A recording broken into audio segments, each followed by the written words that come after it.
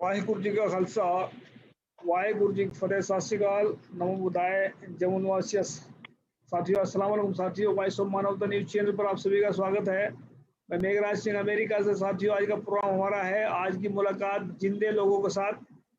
जिंदे हम उन्हीं को मानते हैं जो सच बोलना जानते हैं, वरना चुप रहना तो मुर्दे भी और बुद्धि लोग भी जानते हैं, या लोगों को लूटना डाकू लोग भी जानते हैं जो लोगों को परेशान करते हैं। बाकी के जो हक में आवाज उठाना जानते हैं उसको हम जिंदा मानते हैं। तो आज में बात करेंगे जो किसानों का मसला चल रहा है, इस पर बात करेंगे। तो किसानों का जो मसला है दिल्ली के अंदर काफी, जैसे कि मतलब शैतान भी इतना तगड़ा मतलब वो नहीं कर सकता है। महाशैतान जो है वो लोगों को परेशान करने का काम करते हैं, और जो इंसान है जो इंसानों के हक में खड़े हो रहे हैं वो सही जो काम कर रहे हैं, ठीक है। लेकिन जो अभी देखा होगा आपने कि जो किले गड़ाई गई हैं रोड के ऊपर और बैरिकेड लगाए गए हैं बहुत सारे, तो इन मुद्दों पर बात करेंगे। हमारे साथ 3 मेहमान जुड़े हैं, पहले इनसे मुलाकात जो इनका स्वागत करते हैं, उसके बाद मुलाकात करते हैं, सवाल करते हैं। हमारे साथ में सबसे पहले एडवोकेट मतलूब चंडेल जुड़े हैं, तो उनका स्वागत करते हैं। जी सत श्री अकाल भाई साहब, एडवोकेट मतलूब जी, स्वागत है आपका बहुत बहुत। सत श्री अकाल, शुक्रिया बहुत बहुत मेघराज भाई आपका। जी हमारे साहब नकवी साहब जुड़े हैं। नकवी साहब, आपका भी वॉइस ऑफ मानवता न्यूज चैनल बहुत बहुत स्वागत। सत श्री अकाल जी, वाहिगुरु जी का खालसा वाहिगुरु जी की फतेह। अस्सलाम वालेकुम। आवाज आ रही है क्या नकवी साहब?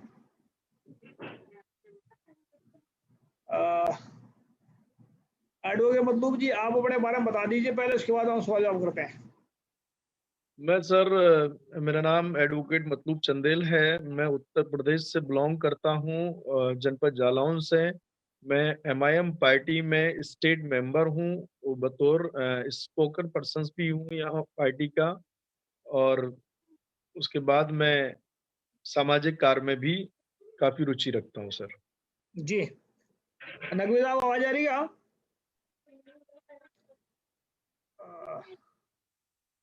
तो मेरे ख्याल इनकी आवाज नहीं पहुंच पा रही है, तो नकवी साहब ऑडियो ऑन कीजिए।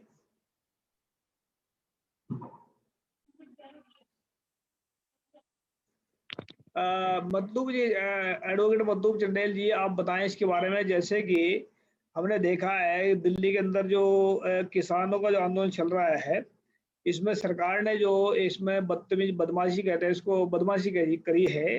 इंसानियत वाली बात तो है नहीं है, शैतान वाली बात है। तो जिसमें बैरिकेड लगाए हैं, उसमें कीले गड़ाए हैं। रास्ते में कीले नहीं, वो सरिये होते हैं जो मोटे मोटे हैं, उनको गड़ाए हैं। इसके पीछे क्या कारण, आप क्यों ऐसा किया सरकार ने? इसकी सरकार डर रही है क्या किसानों से? क्या कारण समझते हैं? देखिए सर, डेफिनेटली अगर आप इस पूरे मूवमेंट को, आंदोलन को देखें, तो सबसे बड़ी बात मैं ये कहूंगा कि इस किसान का जो आंदोलन है वो बहुत जायज है। क्यों जी इसलिए जायज है कि एक सरकार और कुछ लोग बैठकर अगर 60% और 70% किसान जो हमारे भारत में है, जो कृषि पर आधारित है, उसके ऊपर निर्णय लेने जा रहे हैं और किसान पूरी तरीके से उस पर तैयार नहीं है। चंद उद्योगपतियों को बेनिफिट देने के लिए एक सरकार ऐसा कदम उठाती है जो बड़ा अजीबो गरीब है। दूसरी बात यह है कि किसानों ने कई बार कई राउंड बात करने की कोशिश की है सरकार से, और नरेंद्र तोमर जी से, जो कृषि मंत्री भारत सरकार हैं, तो किसी भी कंडीशन पर बात बनने के हालात नहीं हुए। पहला आप देखेंगे इस मुद्दे को गौर से, तो किसानों ने सबसे पहले एक बात कही थी कि ठीक है, आप इस बिल को ला रहे हैं और बिल्कुल आ रहे हैं तो कोई दिक्कत वाली बात नहीं, लेकिन एमएसपी जो मिनिमम प्राइसेस है उसको डिसाइड कर दीजिए। तो आप जी बड़े गौर से पूरे मूवमेंट को देख रहे हैं कि सरकार ने एमएसपी लागू करने का काम ही नहीं किया, उस पर कोई डिस्कशन ही नहीं किया। बात आगे बढ़ी, फिर किसानों को ये लगा कि सरकार ये मानने को ही तैयार नहीं है। किसानों ने उस एक्ट का अध्ययन किया, उन्हें कहीं ना कहीं पर ये महसूस होने लगा कि इसमें तो मैं कुछ बचा ही नहीं, मैं किस कृषि और खेती का मालिक हूँ, मैं खेती को करता हूँ, अपने दामों में बेचता हूँ, अपने तरीके से उसमें फसल उगाता हूँ। अब आप देखिए ये सारे राइट धीरे धीरे खत्म होते जा रहे हैं। जिस तरीके से किसानों को कानून, तीनों बिल्स के बारे में जानकारी मिलती गई, तो किसान तीनों बिल के अगेंस्ट हुए और फिर लास्ट में ये ऑप्शन निकाला किसानों ने कि हमको तीनों बिल नहीं चाहिए, इनको रिपील होना चाहिए। जी तो ये बड़ा खतरनाक है। दूसरी बात, आंदोलन तो सर बड़ा शांतिपूर्ण तरीके से किसानों ने किया है। किसानों के आंदोलन में कहीं पर पीस के अलावा कोई भी गलत काम नहीं किए उन्होंने। बड़े तरीके से मैं ये कह रहा हूँ कि जब 26 जनवरी का टाइम था, 26 जनवरी से पहले ही लगभग 2 महीने से किसान आंदोलन कर रहे थे। किसी प्रकार का कोई भी अपीसमेंट हुआ नहीं पाया गया, कोई भी दिक्कत वहाँ नहीं हुई। 26 जनवरी को जब किसानों ने ये कहा कि मैं शांति तरीके से परेड करना चाहता हूँ, मुझे परेड के लिए अनुमति दी जाए, तो आप देखिएगा कि कुछ अराजक तत्व किसान बनकर, मैं तो ये कहूँगा कि सरकार को इसमें इन्वेस्टिगेशन करना चाहिए। क्योंकि जो सिद्धू का नाम आया है, दीप सिद्धू, उसने वहां पर झंडा लगा दिया। इस पूरे मामले को एक तरीके से किसान आंदोलन हटाते हुए खालिस्तानी आंदोलन देने का काम किया। खालिस्तानी आंदोलन बताने का मीडिया ने भी काम किया, सरकार ने भी पूरी तरीके से इस आंदोलन को एक तरीके से घसीटने की कोशिश की। दूसरी तरफ जो देशद्रोही के लिए खड़ा कर देता है जाकर, तो दीप सिद्धू जैसे आरोपी ने इस घटना को अंजाम दिया, झंडा लगाया, तिरंगा हटाया। ये घटना बहुत ही निंदनीय है। दीप सिद्धू आखिर है कौन? इसका जब इन्वेस्टिगेशन हुआ, मीडिया ट्रायल हुआ, तो पता चला इसके फोटो या तो सनी देओल के साथ आ रहे हैं, जो बीजेपी का सांसद है, जिसके लिए उसने आंदोलन की, जिसके लिए उसने वोट मांगने का काम किया था, वो अमित शाह के साथ भी फोटो निकलवाता है। दीप सिद्धू प्रधानमंत्री के साथ भी फोटो निकलवाता है। तो इस तरीके की फोटोज के वायरल होते हैं, तो देश को ये विश्वास हो जाता है कि कहीं ना कहीं इस षड्यंत्र में ऐसी ताकतें शामिल हैं जिसका सरकार को समर्थन मिलता है। नहीं, थोड़ा मैं क्लियर कर दे रहा हूँ, क्लियर करना चाहता हूँ इस बात को थोड़ा। दीप सिद्धू की जो बात है ना, ये पहले जी। जो सिखों का आंदोलन चल रहा था, मतलब ये मुगलों के साथ भी लड़ाई रही है सिखों की, लेकिन मुगलों यहाँ पर इन्होंने 18-19 बार सिखों ने इसमें दिल्ली को जीता, 19 बार।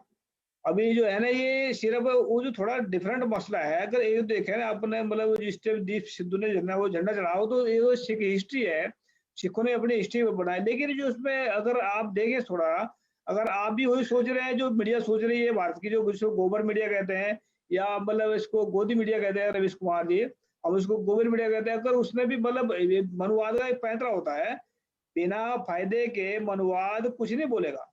अगर मनुवाद ने आप लोगों का नुकसान करना है, तो वो तारीफ करेगा आपकी। अगर आपका कोई फायदा होने वाला है कहीं से, वो आपकी बुराई करेगा। जैसे भी क्या है कि मतलब मुसलमानों ने जो किया गया था अभी कोरोना के मामले में, अभी ये सोच रहे थे कि मुसलमानों को इसके ऊपर कोरोना का जो है ना, मुसलमानों को ऊपर ठगो देते बात को। अभी क्या चल रहा है, मुसलमानों ने जो हेल्प की लोगों की, जो बहुत ज्यादा काम किया, वो सामने ना आ जाए, इस करके उन्होंने कोरोना के आड़ में उसको धकेल धकेल का मतलब ऐसा नीचे बैठा कर रख दिया। अभी क्या हुआ कि इसमें जो है उसको दीप सिद्धू को पूरा उन्होंने मतलब अटैक, उसके ऊपर अटैक किया। इसका मतलब क्या हुआ कि जो सिखों की जो हिस्ट्री है, सिखों ने इसको दिल्ली को कई बार जीता, और दिल्ली वो तो ऐसे बोलते हैं जैसे दिल्ली को ऐसा मारना जैसे बिल्ली मार ली, तो ऐसा बोला। तो इसमें क्या है कि मतलब वो अपने हिस्ट्री को ये दीप सिद्धू के उसकी फोटो है सामने, वो तो पता नहीं क्या उसमें, मतलब बहुत सारे आरएसएस के लोग जुड़े हुए थे पहले, आरएसएस के जो बामसेब में जुड़े फिलहाल, उनकी उनको फोटो भी होंगे कहीं ना कहीं वो, तो ऐसा हो सकता है उनका कहीं ना कोई। लेकिन उसका जो है मसला वो नहीं था। अगर मीडिया ने गलत प्रचार किया, इसका मतलब कुछ सही हुआ देश के हक में, गलत नहीं हुआ। वो तो इनके हिंदू राष्ट्र जो बनाना चाहते हैं ये शैतान लोग, उसकी छाती के ऊपर जो है ना वो झंडा गड़ा है, ये समझ लीजिए। ये मैं यार, मैं बिल्कुल इस बात से आपकी सहमत हूं कि वो झंडा एक धार्मिक झंडा था, वो झंडा खालिस्तानी झंडा नहीं था। लेकिन सवाल ये आता है कि मीडिया और सरकार ने इसको इस तरीके से बदनाम करने की, गोदी मीडिया ने कोशिश की है और ये बताने की कोशिश की है कि वो खालिस्तानी झंडा है, और इस पूरे आंदोलन को खालिस्तान का नाम देने की कोशिश की जा रही थी देश के अंदर। मतलब किसान की आवाज को दबाने का पूरा षड्यंत्र हो गया था। आप देखिएगा 26 जनवरी के बाद में जो किसान आंदोलन के ऊपर एक तरीके से पुलिसिया कार्रवाई होने की स्थिति आई, तो ये लग रहा था कि ये आंदोलन समाप्त होने वाला है। लेकिन कहीं ना कहीं पर देश को, पूरी दुनिया को ये महसूस हुआ कि किसानों के साथ जास्ती हो रही है। सरकार किसी भी पॉइंट पे वापस होने का काम नहीं कर रही है। सरकार लोकतंत्र में ये नहीं होती है सर। सरकार लोकतंत्र में ये होती है कि गवर्नमेंट अपनी तंत्र का, अपनी जनता का ख्याल करती है कि जनता की जरूरत क्या है। लोकतंत्र का मतलब, अगर प्रधानमंत्री का निर्णय है तो लोकतंत्र का मतलब ये भी है कि जनता का भी निर्णय है। मींस प्रधानमंत्री और सरकार को सबसे पहले जनता के निर्णय को देखना पड़ेगा। ये लोकतंत्र है। लोकतंत्र दोनों तरफ से जाता है। लोकतंत्र में जितना सत्ता के पास पावर होता है, उतना ही आम जनता के पास भी पावर होता है। तो यहाँ जी पर अगर आप बड़ा गौर फरमाइश पूरी चीजों पर। तो यहाँ सरकार के ऊपर जू नहीं रह रही है। सरकार इतने बड़े आंदोलन को छोटा सा आंदोलन मार रही है। यहाँ हर आदमी पूरी तरीके से इस आंदोलन में पक्ष में है और सरकार के खिलाफ में है। और मैं बता दूं, किसान के अलावा भी बड़ी तादाद में लोग किसान का समर्थन कर रहे हैं, क्योंकि सर किसान ये जो लॉ है ना, अगर इसका आप अध्ययन करेंगे, आप स्टडी करेंगे, ये खतरनाक कानून बन के तीनों आ रहे हैं। इसमें क्या होने वाला है, इसमें वो होने वाला है जो हम और आप कभी सोच नहीं सकते। हम यहाँ पर कोशिश करते हैं एक एनजीओ के रूप में, हम यहाँ कोशिश करते हैं एक राजनीतिक पार्टी के रूप में, हम यहाँ कोशिश करते हैं एक समाज सेवी के रूप में कि गरीबों की मदद की जाए, गरीबों को खाना दिया जाए। मैं तो सलूट करता हूं हमारे सिख भाइयों को कि उन्होंने लंगर जो लगाए हैं, हजारों गरीबों का उनसे पेट भरता है। आप जरा सोचिए लोग किस तरीके की मदद कर रहे हैं, लेकिन जिस तरीके का षड्यंत्र देश के अंदर किया जा रहा है, कंस्पिरेसी की जा रही है कुछ लोगों को फायदा देने के लिए, तो मेघराज जी आप समझिएगा, जो आटा आज हम 20 रुपए केजी खरीद रहे हैं ना इंडिया के अंदर, 25 रुपए केजी खरीद रहे हैं साहब, वो 100-150 रुपए केजी होने वाला है आपका। अगर ये जी लो अमर में आते हैं तो आप जरा सोचिए सर, अभी भी इस देश के अंदर, हमारे प्यारे देश के अंदर 20% लोग ऐसे हैं जो मोटा मोटा अनुमान है कि उनको शाम का एक वक्त का खाना नहीं मिलता, और उनको खाना आपकी आवाज बंद हो गई। हमारे समझिएगा सर। आज पोजीशन ये है कि जब 25 रुपीज केजी मिल रहा है, 20 रुपीज केजी आटा मिलता है, तब 20% लोग नहीं खा पा रहे हैं। 100 केजी, जब 100 केजी के हिसाब से प्राइस मिलने लगेगा आटे का और चीजों का, तो क्या कल्पना करते हैं साहब, कहाँ देश बिल्कुल को ले बिल्कुल। जा। आप तो सीधा सीधा एक रास्ता निकाल लो कि गरीब दुनिया में जिंदा रहेगा, अमीर को मार दिया जाएगा। अब अमीर को अगर आप डायरेक्ट फांसी नहीं दे पा रहे हैं, अमीर को आप गोली नहीं मार पा रहे हैं, गरीब को आप फांसी नहीं दे पा रहे हैं, गरीब को आप गोली नहीं मार पा रहे हैं, तो आपने ये एक बढ़िया रास्ता निकाला है कि आप उसको इस तरीके से मार दोगे साहब। अभी आपने सीडब्ल्यू एनआरसी निकालने का काम किया था। आपने कहा था कि बाहर के जो लोग होंगे वो अपनी नागरिकता साबित नहीं करते तो डिटेंशन कैंप में जाएंगे साहब। तो वो जो डिटेंशन कैंप में जा रहे हैं, अधिकतर वो लोग बेचारे गरीब लोग हैं। आप असम में देख लीजिए, जिसमें 13 लाख हिंदू भाई हैं, 5 लाख मुस्लिम भाई हैं और भी अन्य भाई हैं। वो उनकी तादाद अधिकतम गरीबों की है जो साबित नहीं कर सके, जो आधार कार्ड और पैन कार्ड भी नहीं बनवा पाते, जो आधार कार्ड पैन कार्ड नहीं जानते मेघराज भाई, वो 13 लाख लोग डिटेंशन कैंप में आपने डालने के लिए तैयार कर दिए। मींस आपने उनको एक ऐसी जेल दे दी जिस जेल में घुट घुट कर स्वतः ही मर जाएंगे। मींस उनकी तादाद खत्म हो जाएगी। आप किसानों के साथ यही करना चाहते हैं? जी जी। आप दरअसल क्या है आपकी ना, क्या है? ये तो विदेशी लोग हैं भारत में जो रह रहे हैं भाई, हम एक पहले रिक्वेस्ट करना चाहते हैं। हमने लिंक जो दिया है इसमें एक जो हमारा फेसबुक लाइव जा रहा है, अगर कोई जुड़ना चाहता है लिंक को डाउनलोड करके जुड़ सकता है। हम दरअसल क्या है ना इसमें मतलूब जी, भारत की जो है ना स्थिति बहुत डिफरेंट है अलग देशों से। भारत में जो रहने हैं दो विचारों की लड़ाई चल रही है 5000 साल से, विचारधारा की। जो मनुवादी विचारधारा है ये भारत में जो बाहर से आए हुए लोग होते हैं वहां पर डाकू लुटेरे का काम करते थे, चोर डाकू जिसको ब्राह्मण कहते हैं आज की डेट में। ये इनके कोई ब्राह्मण नहीं है, ये कोई चोर डाकू का काम करते थे। अब यहाँ पर भारत में इन्होंने कब्जा किया। भारत में कब्जा करने के बाद में ये बैठ के यहाँ पर मतलब लोगों को लूट के खा रहे हैं। अभी यहाँ वहां पे लूट के खाते थे या भगवान के नाम पर लूट के खा रहे हैं। अब जब वो आपने सुना होगी, कहावत सुनी होगी, कह रहे खाली दिमाग शैतान का होता है। तो उसको खाली बैठे बैठाए को लिए खाने को सब कुछ बना तो दिमाग तो उल्टा सोचेगा, तो वो सोचेगा जिसमें जो मुझे कमा कर दे रहा है, जो हमेशा कमा कर देता रहे, इस करके वो उसको मतलब गुमराह करेगा या उसको मतलब गुलाम बनाएगा या कुछ करेगा। वही काम कर रहे हैं। अभी क्या है कि जो अडानी अंबानी जो भी है ये मतलब एक कहाँ मतलब बड़े बड़े यहाँ से चले गए हैं, सिकंदर गया है, हिटलर भी चलेगा और मोदी योगी टकले पगले सब चले जाएंगे यहाँ से। या तो सिर्फ लोगों का राज ऐसा होगा दुनिया के अंदर जो मतलब याद करेंगे दुनिया। तो लेकिन ये जो है नहीं चाहते हैं ऐसा, पर ये ऐसा होगा नहीं है। वो जमाने निकल गए जिस वक्त होया करता था ऐसा कि भाई लोगों को बेवकूफ बना के करते थे काम। अब बेचारे अभी मोदी ने 5 साल बेवकूफ बनाया। अब जूते चारों तरफ से पड़ रहे हैं इसके ऊपर। अभी मोदी भी फिलहाल जो है, मोदी की भी जो है बैंड बजी पड़ी है कि पीछे तो अडानी अंबानी ने जूता उठा रखा, आगे थे किसान ने उठा रखा जूता, इधर आएगा तो इधर मरा, उधर आएगा तो उधर मरा। तो इसमें तो फंसा पड़ा है बिल्कुल। तो जी मैं जी इसमें हमारे साथ जुड़े भाई साहब पंजाबी। हाँ जी भाई साहब क्या हाल चाल है? सत श्री अकाल जी, आपका स्वागत है आपका। सभी की आवाज आज बंद हो रही है। लगता है हमारा जो है वक्त ऐसा चल रहा है आजकल, जो शैतान रूह बैठी है ना दूर दूर, वो हमें बात नहीं करने दे रही। जी मतलब जैसे मतलब हम देखते हैं इसमें कि मैं अभी कांटे खड़े मैं करेंगे मैं कुछ और चीज किसानों के कहना बीच चाहता में। ये तो बॉर्डर पे हुआ करता था कभी बॉर्डर, अगर ये अभी सुना जाता है जिस टाइम पे बहुत बहुत सारे लोगों को स्टेटमेंट आ रही, अगर ये चाइना के बॉर्डर पे कर देते तो कम से कम वो जितने जमीन उन्होंने हथियाई है वहां तक मतलब ना आते। पर उनके लिए तो कुछ भी नहीं है, ये तो चाइना तो बहुत तगड़ी है, पावर है, उसके लिए कुछ भी नहीं है। लेकिन भारत के एक दिल्ली के अंदर रहकर ऐसा लगा दिया ना बॉर्डर बना दिया था, आगे भी ये इधर के लोग इधर वाले हैं, हम भी इधर का है, तो इनको सर। ये क्यों किया उन्होंने? सर आप, मैं बोलूं सर, मैं बोलूं? आप बोलिए जी। जी सर। मैं आपको ये बताना चाहूंगा कि जिस तरीके से सरकार ने बड़ी कीलें लगाने का काम किया और एक तरीके से जबरदस्त बैरिकेटर लगाने का काम कर दिया, इन्होंने अपनी खुद की बेइज्जती कराने का काम किया सर। एक तरफ ये कहते हैं कि हम किसानों के हित में काम करते हैं, हमारा देश कृषि प्रधान है।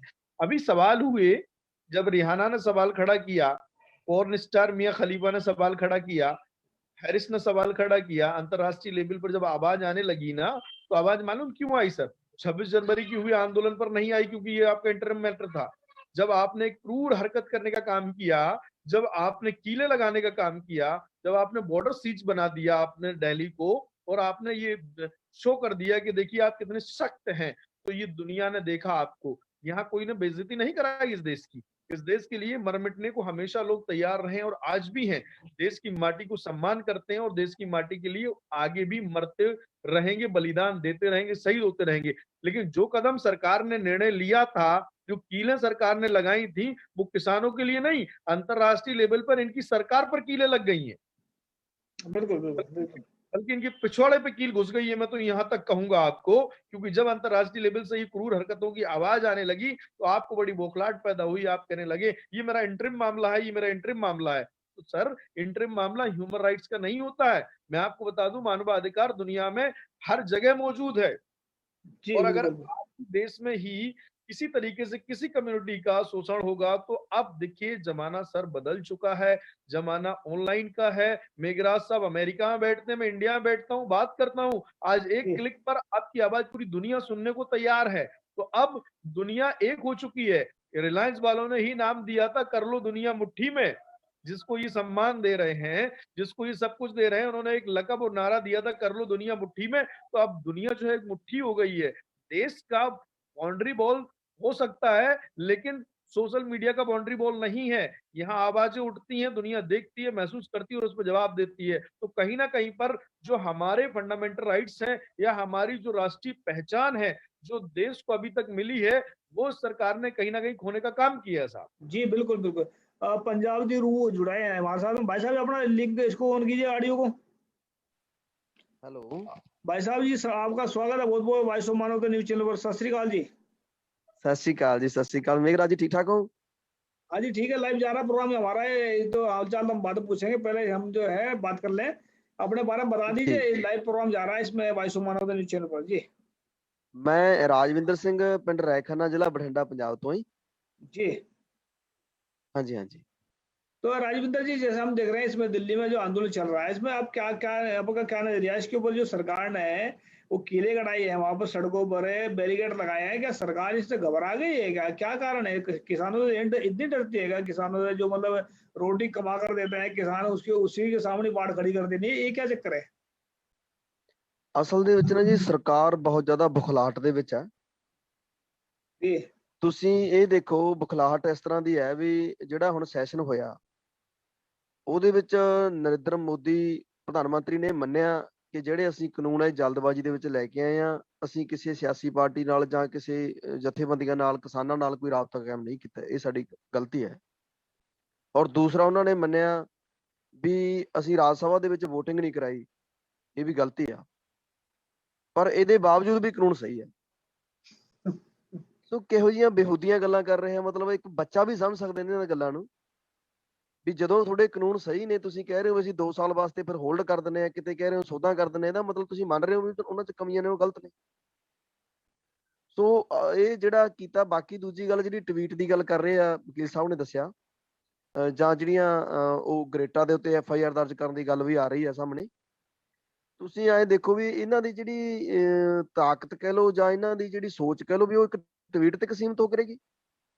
ਜੇ ਉਹਨਾਂ ਨੇ ਇੱਕ ਟਵੀਟ ਕਰਤਾ, ਜਿਹੜੇ ਬਾਲੀਵੁੱਡ ਦੇ ਇੰਡੀਆ ਦੇ ਸਟਾਰ ਨੇ, ਜਿਨ੍ਹਾਂ ਨੂੰ ਲੋਕ ਪਿਆਰ ਕਰਦੇ ਨੇ, ਜਿਨ੍ਹਾਂ ਨੂੰ ਲੋਕਾਂ ਨੇ ਆਪਣੇ ਸਿਰਾਂ ਤੇ ਬਿਠਾਇਆ, ਅੱਜ ਉਹ ਪਿਛਲੇ 2 ਮਹੀਨੇ ਤੋਂ ਕਿਸਾਨਾਂ ਦੇ ਸਮਰਥਨ ਦੇ ਵਿੱਚ ਖੜਨ ਦੀ ਬਜਾਏ ਉਹਨਾਂ ਨੇ ਇੱਕ ਟਵੀਟ ਤੱਕ ਨਹੀਂ ਕੀਤਾ, ਹਾਂ ਦਾ ਨਾਅਰਾ ਤੱਕ ਨਹੀਂ ਮਾਰਿਆ।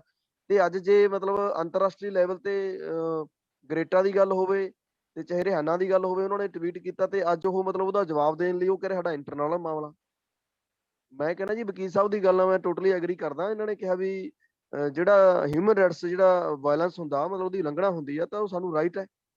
ਉਹ ਆਲ ਵਰਲਡ ਦੇ ਵਿੱਚ ਅਸੀਂ ਇੱਕ ਮਤਲਬ ਯੂਨੀਵਰਸਲ ਟਰੁੱਥ, ਪੂਰਾ ਬ੍ਰਹਿਮੰਡ ਸਾਡਾ ਜੀ। ਇਸ ਕਰਕੇ ਕਿਤੇ ਵੀ ਕਿਤੇ ਮਨੁੱਖੀ ਅਧਿਕਾਰਾਂ ਦੀ ਉਲੰਘਣਾ ਹੁੰਦੀ ਆ, ਉੱਥੇ ਬੋਲਣਾ ਸਾਡਾ ਅਧਿਕਾਰ ਆ, ਸਾਡਾ ਰਾਈਟ ਆ, ਸਾਡਾ ਫਰਜ਼ ਬਣਦਾ, ਸਾਡੀ ਡਿਊਟੀ ਹੈ। ਸੋ ਇਹ ਕਹਿਣਾ ਬਿਲਕੁਲ ਗਲਤ ਹੈ ਤੇ ਸਰਕਾਰ बुरी तरह घबराहट ਦੇ ਵਿੱਚ ਬੁਖਲਾਈ ਹੋਈ ਹੈ जी। नहीं मुझे समझ नहीं आती है इनकी इनकी एक सेकंड मतलब अगर कोई इनको कुछ बुरा बोल दे तो इनका धर्म के मतलब उड़ जाता है, इनकी पतंग उड़ जाता है। अगर किसी ने एक ट्वीट किया इसने रियाना ने, इनके सारे के सारे हिल गए। मतलब इतनी कमजोर नींव रखी है इन्होंने, जो मतलब छोटे से ट्वीट के ऊपर ये सबके सब हिल गए। वो कहते हैं हम इकट्ठे रहना चाहते हैं, सबको इकट्ठा होना चाहिए, ऐसी बातें मार रहे हैं। भाई यार क्या एक ट्वीट के मतलब एक सिर्फ मैं इतना जानता हूँ कि मैं एक शायरी लिखी थी मैं पहले कि मनुवाद नहीं डरता बंदूक तीर और तलवारों से, मनुवाद डरता है सच्चे विचारों से। तो सच का विचार एक ऐसा है कि वो तीर तलवार तोपों से भी ज्यादा काम करता है। अभी वो लड़की ने क्या किया, रियाना ने एक उसको मेरे ख्याल है क्रिश्चियन है शायद वो, तो वो रिहाना के नाम वो मुसलमान का उसको नाम दे गए, इन्होंने झूठ बनाए। ये अपनी अपनी खुद की बेइज्जती इन्होंने खुद ही करवा ली। इतने मूर्ख आदमी, इतने मतलब क्या कहते हैं, मूर्ख भी कहते हैं तो मतलब मूर्ख की भी बेइज्जती हो जाती है। इसने मतलब क्या कहते हैं, ना समझ लोग कह सकते हैं ना कि इन्हें जी। कुछ पता ही नहीं है। क्या कहना चाहते हैं भाई मतलब जी? मैं सर ये कहना चाहूंगा, अगर इस पूरी पिक्चर्स को बड़े गौर से आप देखेंगे तो मैं ये पूछूंगा कि मनोवादी सरकार भी काम कर रही है, सोच से काम कर रही है। आप समझिएगा, जब से नरेंद्र मोदी जी देश के प्रधानमंत्री बने हुए हैं, उन्होंने कई ऐसे निर्णय लिए हुए हैं, जैसे कि नोटबंदी का निर्णय लिया है। अचानक डिसीजन होता है गवर्नमेंट का, और एक ऐसा डिसीजन होता है जिसकी कोई प्लानिंग, कोई तैयारियां कुछ भी नहीं होती है। मालूम ये महसूस होता है फिर आगे चलकर कि नोटबंदी इतना खतरनाक इशू बन के देश के अंदर आती है, तो कोई तैयारियां नहीं, 150 लोगों ने आत्महत्या की हुई है। और आज भी नोटबंदी के क्या बेनिफिट देश को है, ना तो प्रधानमंत्री बता पाते हैं, ना भारतीय जनता पार्टी बता पाती है, ना उनके स्पोक पर्सन बता पाते हैं, और ना देश महसूस करता है। साहब, पता ये चला कि आपने नोटबंदी कर दी, परेशानी पूरे देश को हो गई, आपने CAA लेकर आ गए, CAA से देश को क्या बेनिफिट हुआ पता नहीं, NRC से आप क्या बेनिफिट लेना चाहते हैं पता नहीं। आपने जो भी डिसीजन अभी तक लिए हैं, मैं आपके थिंक टैंक को बेचारा थिंक टैंक कहता हूं कि कैसा थिंक टैंक है आपका, कैसे लोग विचार कर रहे हैं, क्या डिसीजन दे रहे हैं। आप आए हैं ध्वनि मत से, वॉइस पावर से, आपने तीनों बिल को क्लियर करा लिया राज्यसभा और लोकसभा में, आपने वोटिंग भी नहीं कराई लोकसभा में। जब मैं ये कहता हूं कि देश लोकतांत्रिक देश है, ये डेमोक्रेटिक कंट्री है, यहाँ पे सभी के विचार लेने की जरूरत होती है। मीन्स वोट मीन्स विचार, वोट मीन्स आइडिया।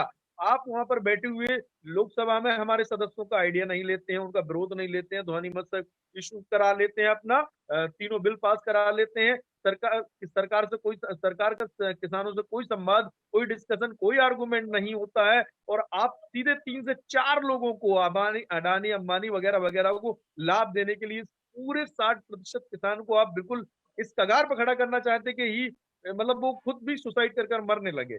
तो सर मैं आपको थोड़ी सी बात बता देना चाहता हूँ, समझिएगा इस कानून को छोटी सी लाइन से। अगर ये देश समझ लेगा ना, तो हर आदमी खलाकर बाहर खड़ा हो जाएगा, इवन वो किसान हो या ना हो। मैं आपको बता देता हूँ, हमारे यहाँ एक लॉ चलता है, एसेंशियली कमोडिटी एक्ट, जिसका मतलब होता है कि आप, कमोडिटी एक्ट जो चलता था, इसमें एक प्रोविजन था, प्रावधान था कि आप किसी भी इस फसल को आप स्टॉक एक हद तक कर सकते हैं। मीन्स उसका एक टाइमिंग होती है कि आप इतना इतना स्टॉक करेंगे। अगर आप उसका स्टॉक लेते हैं तो संबंधित अधिकारी से आपका परमिशन लेना होगी कि आपको 100 क्विंटल, 50 क्विंटल, 200 क्विंटल इसको स्टॉक करना है। इससे ज्यादा करने की अनुमति नहीं मिलती है, जिससे कि कोई भी प्रॉब्लम देश में खड़ी ना हो पाए। तो ये क्या हुआ कि जब ये लॉ लेकर आए तो उन्होंने एक बहुत अच्छा प्रोविजन ये दे दिया कि जो मींस स्टॉक का एक रेशियो था कि इतना आपको रखना चाहिए था, वो इस लॉ में, इन तीनों लॉ में सर बिल्कुल खत्म कर दिया है। मतलब अनलिमिटेड स्टॉक कर सकता है। अब जो भी कंपनी आपकी खरीदारी करेगी वो अनलिमिटेड स्टॉक करेगी, जिसमें कोई भी प्रतिबंध किसी भी तरीके का बैंड गवर्नमेंट नहीं करेगी। ये सबसे पहले बैंड हटा दिया। दूसरी जी बात, अब सर जरा सोचिए सर, एक कल्पना करिए, एक विचार करिए, इमेजिन करिए इस बात का कि अगर देश के अंदर मान लीजिए जितना भी गेहूं पैदा हुआ, 3 से 4 बड़ी कंपनियों ने 1,000 करोड़, 1,500 करोड़, 2,000 करोड़ का पूरा खरीद कर उसको डंप कर दिया आपका, और अपने बड़े बड़े बियर हाउसेस में रख दिया उनको। अब देश का पूरा गेहूं कुछ चंद 2 से 4 5 लोगों ने खरीद कर अपने पास रख लिया। अब इस देश को गेहूं की जरूरत पड़ी, क्योंकि आप देखिएगा, बड़ी सिंपल भाषा में बताने की कोशिश कर रहा हूं इस बात को, क्योंकि ज्यादा लीगली उलझाऊंगा तो हमारा आम आदमी नहीं समझ पाता है।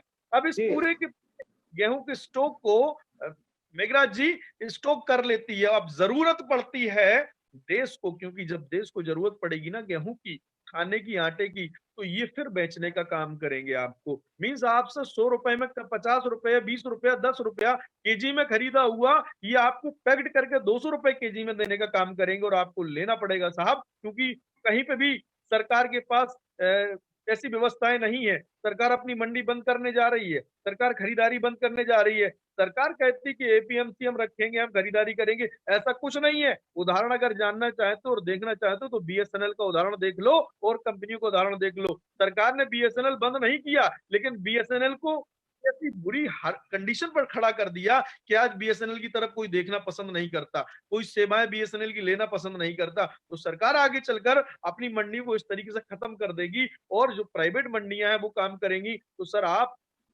और हम इतना परेशान हो जाएंगे, ना तो खेती कर पाएंगे, ना अपना प्रोडक्ट बेच पाएंगे। दूसरी बात सर ये भी समझ लीजिएगा कि खेती केवल गेहूं की नहीं होती, खेती काजू की, खेती हल्दी की, खेती में हर चीज खेती है, और ये सब चीज आपकी स्टॉक हो जाएगी। आप कभी भी खुला हुआ गेहूं नहीं खरीद सकते, क्विंटलों के हिसाब से आपको पैकेट गेहूं खरीदना पड़ेगा, पैकेट जी आटा खरीदना पड़ेगा। तो सर ये जी इतना बड़ा खतरनाक है। मैं पहले भी कह चुका हूं कि हमारे देश में कम से कम 20% लोग ऐसे हैं जो भूख से एक समय का टाइम का खाना नहीं मिलता। जब 20 रुपए केजी गेहूं मिलता है तब भी वो बेचारे नहीं खा पाते हैं, भूखे रहते हैं 20% लोग। और जब केजी 100 रुपए मिलने लगेगा तो इसी देश में 80% लोग होंगे जो गेहूं नहीं खा पाएंगे। नहीं, ये तो बात ठीक है, लेकिन इसमें क्या है ना, मैं जब भी 20 रुपए या 80 रुपए किलो तो मिल जाएगा, लेकिन पैसे होगा तभी तो खाएगा ना। काम तो वही लोगों के पास होंगे नहीं, तो पैसे कहाँ से लाई कर आए? ये तो आधे से ज्यादा मारने का प्लान किया लोगों को उन्होंने। मेघराज सर, मैं यही कह रहा हूं कि 20 रुपए केजी खरीदने के आज पैसे नहीं है जनता के पास। आज वो 100 रुपए केजी, 200 रुपए केजी कैसे खरीदेगा? अगर आज 20% लोग भोजन नहीं कर पा रहे हैं शाम का, तो आगे चलकर ये 80% लोग ऐसे हो जाएंगे जो शाम का भोजन नहीं कर पाएंगे। जी बिल्कुल बिल्कुल। भाई आप बताइए क्या नाम इसके बारे में, क्या ये जो बातें बोल रहे हैं चंदेल जी, मतलूब जी, तो इनके बारे में क्या कहना चाहते हैं आप भाई साहब? नकवी साहब आवाज आ रही है क्या? ये नकवी साहब भी आवाज खुद खुद बंद करके बैठे हैं, तो क्या इलाज किया जाए इनका? भाई पंजाब दी रू आप बताएं इसके बारे में, जो मतलूब साहब बोल रहे हैं इनका, इसके बारे में क्या कहना चाहते हैं आप? हाँ जी, बिल्कुल ठीक है, ਇਹਨਾਂ ਦੀ ਗੱਲ ਨਾਲ ਮੈਂ ਟੋਟਲੀ ਐਗਰੀ ਕਰਦਾ। ਕੰਡੀਸ਼ਨ ਇਹ ਹੈ ਵੀ ਮਤਲਬ 28 ਰੁਪਈਆਂ ਤੇ 25 ਰੁਪਈਆਂ ਤੇ, ਮਤਲਬ ਜਿਹੜੀ ਸਾਡੇ ਲੋਕ ਨੇ ਬਹੁਤ ਵੱਡੀ ਤਾਦਾਦ ਦੇ ਵਿੱਚ, ਲੱਖਾਂ ਦੀ ਤਾਦਾਦ ਦੇ ਵਿੱਚ ਨਹੀਂ, ਕਰੋੜਾਂ ਦੀ ਤਾਦਾਦ ਦੇ ਵਿੱਚ ਇੰਡੀਆ ਦੇ ਵਿੱਚ, ਜਦੋਂ ਇਸ ਕੰਡੀਸ਼ਨ ਦੇ ਵਿੱਚ ਵੀ ਅਨਾਜ ਨਹੀਂ ਲੈ ਸਕਦੇ, ਜਦੋਂ ਇੰਨਾ ਮਹਿੰਗਾ ਹੋ ਗਿਆ। ਔਰ ਦੂਸਰੀ ਗੱਲ ਇਹਨਾਂ ਦੀ, ਮੈਂ ਇਸ ਗੱਲ ਨਾਲ ਐਗਰੀ ਕਰਦਾ ਕਿ ਜਿਹੜੀ ਇਹਨਾਂ ਨੇ BSNL ਦੀ ਉਦਾਹਰਨ ਦਿੱਤੀ ਆ, ਕਿਉਂਕਿ ਸਰਕਾਰ ਖੁਦ ਚਾਹੁੰਦੀ ਆ ਵੀ ਅਸੀਂ ਜਿਹੜੇ ਪਬਲਿਕ ਸੈਕਟਰ ਨੇ ਉਹਨਾਂ ਦੇ ਵਿੱਚ ਇੰਨਾ ਕੁ ਅਸੀਂ ਉਹਦੇ ਚ ਗਿਰਾਵਟ ਲਿਆਈਏ, ਉਹਨਾਂ ਨੂੰ ਇੰਨਾ ਕੁ ਡੇਗ ਦਈਏ ਕਿ ਲੋਕ ਖੁਦ ਪੇ ਖੁਦ ਸਾਡਾ ਵਿਰੋਧ ਕਰਨ ਦੀ ਬਜਾਏ ਉਹ ਕਹਿਣ ਵੀ ਇਹਨੂੰ ਬੰਦ ਕਰ ਦੇ। ਜਿਵੇਂ ਸਰਕਾਰੀ ਹਸਪਤਾਲ ਲਾ ਲਓ, ਜੋ ਸਿਵਲ ਹਸਪਤਾਲ ਹੋਤੇ ਹੈ, ਉਹਨਾਂ ਦੇ ਵਿੱਚ ਕੀ ਹਾਲਤ ਹੈ, ਉੱਥੇ ਕੋਈ ਦਵਾਈ ਨਹੀਂ, ਕੋਈ ਡਾਕਟਰ ਨਹੀਂ ਹੈ, ਕੋਈ ਕਿਸੇ ਵੀ ਕਿਸਮ ਦਾ ਕੋਈ ਆਰਗੇਨਾਈਜੇਸ਼ਨ, ਕੋਈ ਪ੍ਰਬੰਧ ਨਹੀਂ ਹੈ ਉੱਥੇ। ਤੇ ਜਦੋਂ ਉੱਥੇ ਕੋਈ ਦਵਾਈ ਨਹੀਂ ਮਿਲਦੀ, ਕੋਈ ਅੱਛਾ ट्रीटमेंट नहीं मिलता, अगला कहता यार अस्पताल में सरकारी में ना जाओ, प्राइवेट में जाओ। तो हमने हमें एक ऑप्शन दे दी कि यार देखो, सरकार ने हमारा जो रोज था ना, जो हमारे सुविधा मिलनी चाहिए, हमें फैसिलिटी मिलनी चाहिए हेल्थ के लिए, वो क्या कर दिया कि प्राइवेट खोल दिया। अगर प्राइवेट ना होता तो हम सरकारी में जाते, सरकार का विरोध करते कि हमें ये चाहिए, हमें ये चाहिए, हमें डॉक्टर चाहिए, मेडिसिन चाहिए, टेस्ट चाहिए, मशीनें चाहिए। तो जब एक ऑप्शन दे दी, ਉਹਦਾ अल्टरनेटिव दे दिया, तो हमारा ध्यान कन्वर्ट उधर हो गया। ਸੋ ਇਸ ਤਰ੍ਹਾਂ ਹੀ ਇਹ ਬਿਲਕੁਲ ਠੀਕ ਹੈ। ਜਦੋਂ ਸਰਕਾਰੀ ਮੰਡੀਆਂ ਨੂੰ ਖਤਮ ਕਰਨਾ, ਜੇ ਉਹ ਰੱਖਣਗੇ ਵੀ, ਤਾਂ ਜਦੋਂ ਉਹਨਾਂ 'ਚ ਇੰਨੀ ਜ਼ਿਆਦਾ ਗਿਰਾਵਟ ਆ ਗਈ ਤਾਂ ਪ੍ਰਾਈਵੇਟ ਮੰਡੀਆਂ ਨੂੰ ਤਰਜੀਹ ਦੇਣਗੇ ਲੋਕ। बिल्कुल एग्री करता जी मैं इस गल। जी नकवी साहब आपकी आवाज नहीं आ रही, आवाज ठीक कीजिए अपनी। नहीं मेरा मेरा मतलब पता है, मैं एक बार एक और भी हमको खुलासा करना चाहते हैं। जिससे पहले जो एनआरसी का बिल लेकर आए थे, उससे पहले और बहुत सारे बिल लेकर आए थे। ऐसे ऐसे बिल जो है ना इन्होंने हजारों पास कर रखे हैं। वहाँ नागपुर के जो चंडाल बैठते हैं वहां पर चौकड़ी मार करके, जो शैतानी दिमाग के लोग हैं, उन्होंने ऐसे हजारों बिल तैयार करके पहले एक को मानेंगे, दूसरा ले आएंगे, तीसरा ले आएंगे, चौथा ले आएंगे। बिल कितने बिल को पास करवाएंगे, कितने लोग। ये मतलब इनका मतलब ये नहीं है कि लोगों को मतलब शांत, मतलब इनका मतलब है लोगों को परेशान करके इनको सुकून मिलता है। ऐसे जो शैतान की पूज्य है ये लोगों को परेशान करने में इन्हें आनंद मिलता है। जैसे है ना, बहुत सारे कहते हैं कुत्ते का डंडा मारता था कोई, तो कुत्ते का डंडा मारने के मतलब जब चार्ज कर रहा कुत्ता तो वो मतलब खुश होते थे इनको, कुत्ता चीख का मारा है। ऐसे ही इन लोगों का जो है कुत्ते वाला दिमाग है इनके अंदर, के लोगों को जब तक परेशान नहीं कर, मुसलमानों को नहीं टारगेट करते, सिखों को नहीं टारगेट करते, खास करके जो जिनको दलित कहते हैं भारत के अंदर है, ये महाराजे थे भारत के। इस वक्त इनको लड़ाई बजी आपस में, इन्होंने मतलब इतने लड़े, आखिरी दिन तो लड़े, तो इनको इतना मजबूर कर दिया भारत से, इनके ब्राह्मणों ने लड़ लड़के इनको डंगर खाने पड़े जाके बाहर, वहां जाकर इनको इतना छूत करके छोड़ दिया। मतलब इनको गांव से बाहर छोड़ दिया, इनको अछूत बना दिया। ऊपर से नीच कहते हैं, ऊपर से दलित कहते हैं। तो ये 3-4 नाम देकर इनको इतना नीचे गिरा दिया कि उन्होंने मान ही लिया खुद ही हम दलित है।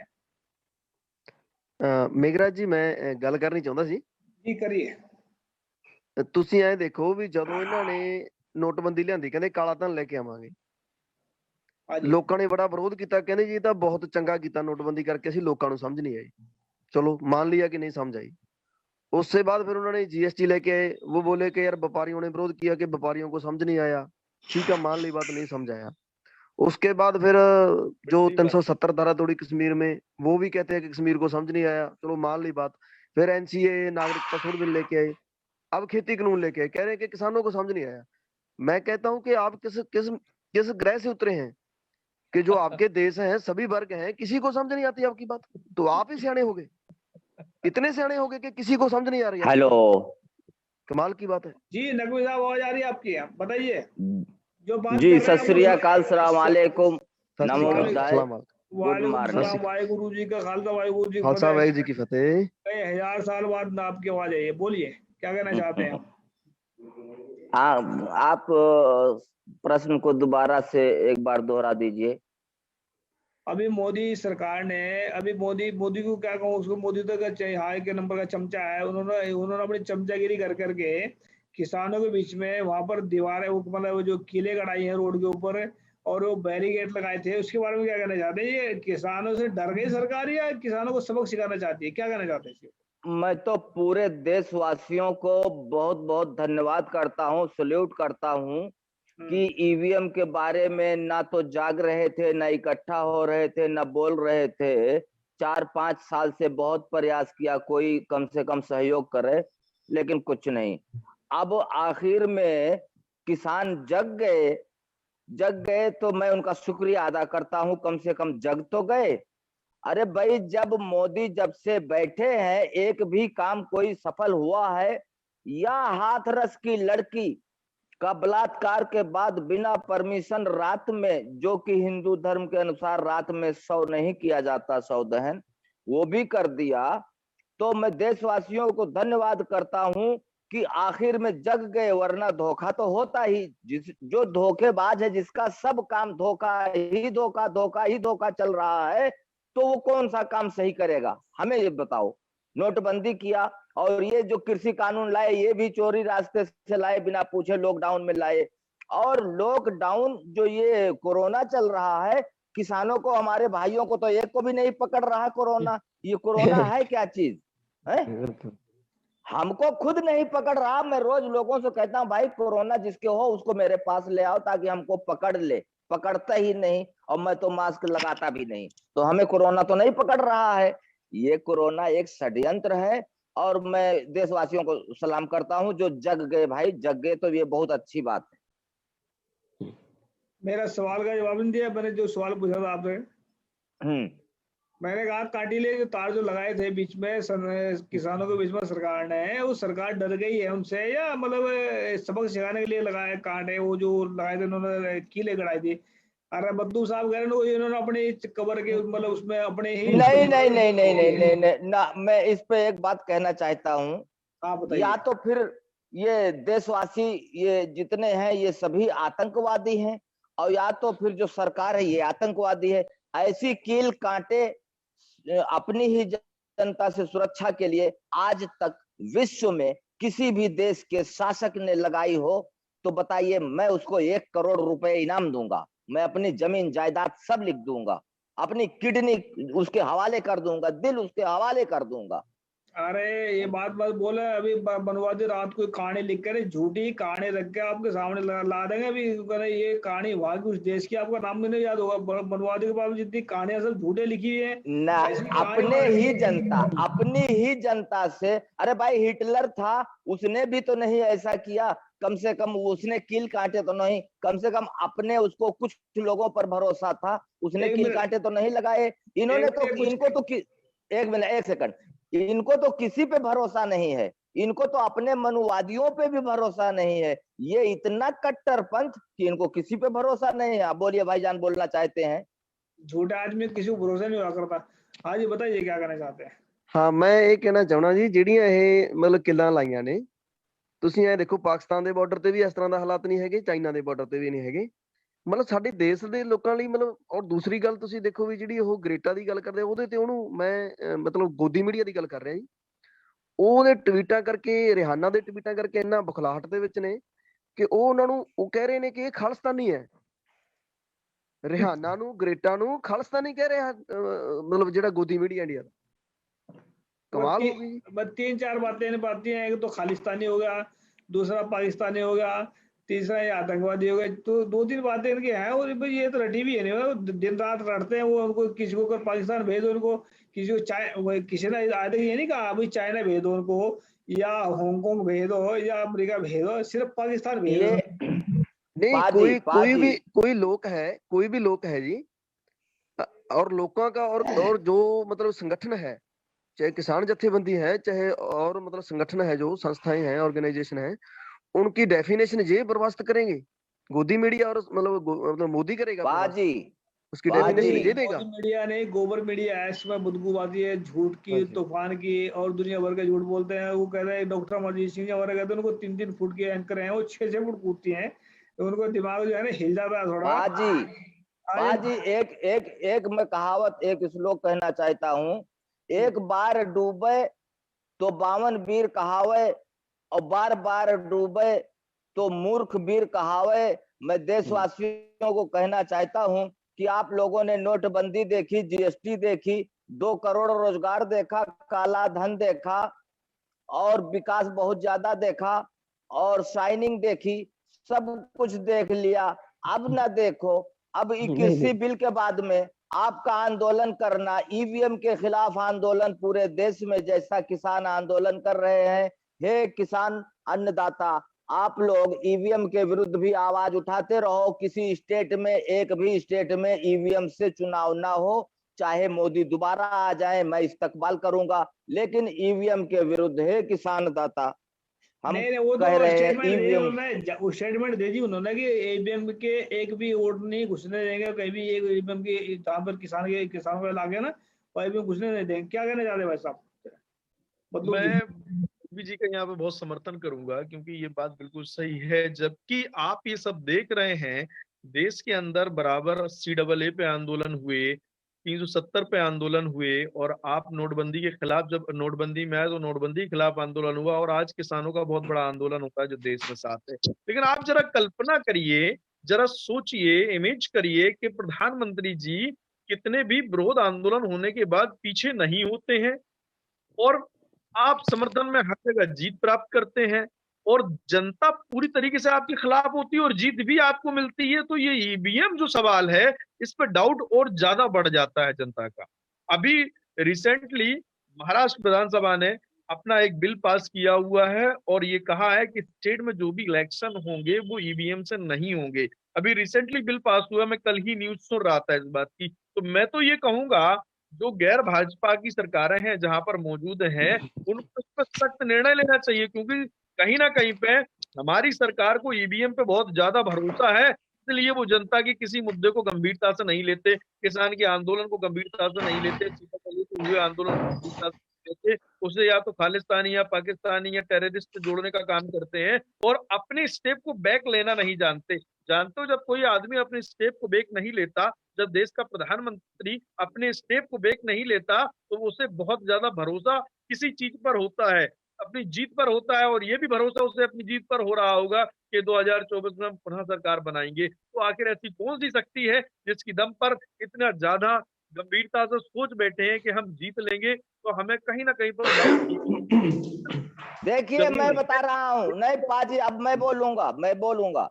हाँ, इन्होंने ईवीएम के दम पर इतनी सरकार लाई है, और इतनी सरकार लाने के बाद इनके पास इतनी सरकार मजबूत हो चुकी है कि अब दोबारा फिर जो है ईवीएम ही रहेगी, क्योंकि इनका अपना मजबूती कर चुके हैं, मार के काट के और सबको जेल में बंद करके, पत्रकारों को बंद करके ये सोच रहे हैं जबरदस्ती ईवीएम से चुनाव कराएंगे, और ये ईवीएम से चुनाव जबरदस्ती कराएंगे।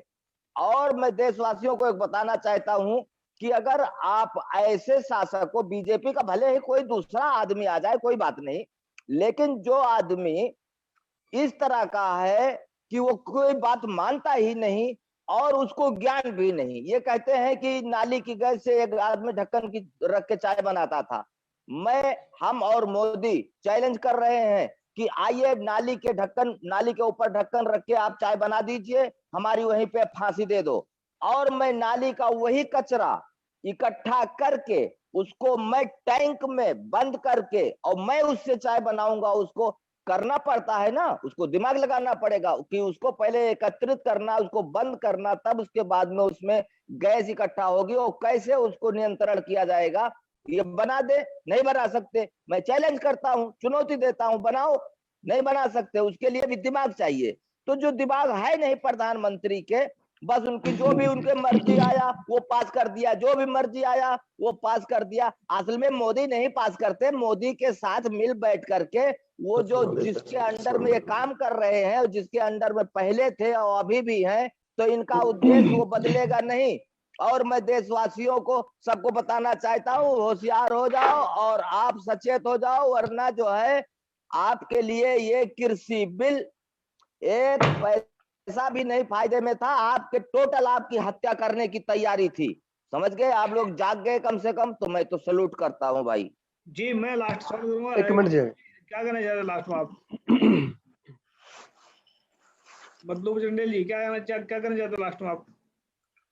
हेलो। बस मैं यही कहना चाहूंगा कि इस किसान आंदोलन को सहयोग करने की आवश्यकता है, ना केवल ये किसानों के लिए आंदोलन है, बल्कि ये आम जनता, आम गरीब का भी आंदोलन है, और सरकार को इस पर विचार करना चाहिए। और इस आंदोलन में एक मिनट। हम लोगों को पूरी तरीके से समर्थन देना चाहिए। ये मनुवादी सोच के लोगों को हटाना पड़ेगा, आपको मनुवादी कानूनों को हटाना पड़ेगा, क्योंकि इससे गरीबी बढ़ने जा रही है, हत्याएं बहुत बढ़ेंगी। तो मेरा इस चैनल के जरिए से निवेदन है कि we should have to unite about this issues, और हमको सबको सहयोग करना की आवश्यकता है। जी, पंजाब की क्या कहना चाहते हैं लास्ट में जी? हाँ जी, ਇੱਕ ਤਾਂ ਮੈਂ ਇੱਕ ਤੁਹਾਨੂੰ ਗੱਲ ਸ਼ੇਅਰ ਕਰਨੀ ਚਾਹੁੰਦਾ ਜੀ, ਵੀ ਇਹ ਨਾ ਜਿਹੜੀ किसानी ਨੂੰ लेके जो गीत हैं सिंगरों के, हाँ उन पर मतलब उन्होंने YouTube से हटा दिया है जी, उस वीडियो को, बैन कर दिया है। ऐसे मानो कि लोकतंत्र देश में रह रहे हैं, जो किसान पक्षी गीत गाए हैं जो साढ़े हमारे सिंगरों ने, उसको बैन कर दिया है, वो चल नहीं रहे, प्ले नहीं हो रहे। एक तो मैं आपके जरिए कहना चाहता हूँ, इसका विरोध करें, बिल्कुल जी। गलत है। ये लोकतंत्र के नाम पर एक तरह का धब्बा है, ऐसे कार्रवाई कर रहे हैं। जो देखो, हमें बोलने का तो राइट है ना, जी, तो वो भी खोल रहे हैं। और दूसरी बात, तो मैं ये विनती करता हूं कि जे आंदोलन हम पहले दिन से कह रहे हैं कि जे अकेले किसानों का आंदोलन नहीं है, हर वो शख्स जिसे भूख लगती है, जो खाना खाता है, उसका आंदोलन है। क्योंकि अगर पाजी, किसानी खत्म हमें भी होती है, एक मिनट पाजी, हमें भी एक मिनट दे लास्ट में दीजिए, अब जरूरी वैसे बात याद आ गई है। अभी एक सेकंड बस, इनके बाद में आपका टाइम है, बस फिर उसके बाद समाप्त करते हैं जी। हाँ जी, तो मैं यही बेनती करता हूं कि हर वो शख्स जिसको भूख लगती है, जो खाना खाता है, उसका आंदोलन है, वो आंदोलन में शामिल हो। ये जन आंदोलन बन चुका है। जब हम सब इकट्ठे होकर लड़ेंगे तो हम जीत सकते हैं। सो इसलिए मेरी हर उस वर्ग से, हर उस दुकानदार से, मजदूर से, किरती किसान से बेनती है कि वो इस संघर्ष में इन्वॉल्व हो। जी शुक्रिया। क्या कहना चाह रहे हैं नकवी साहब?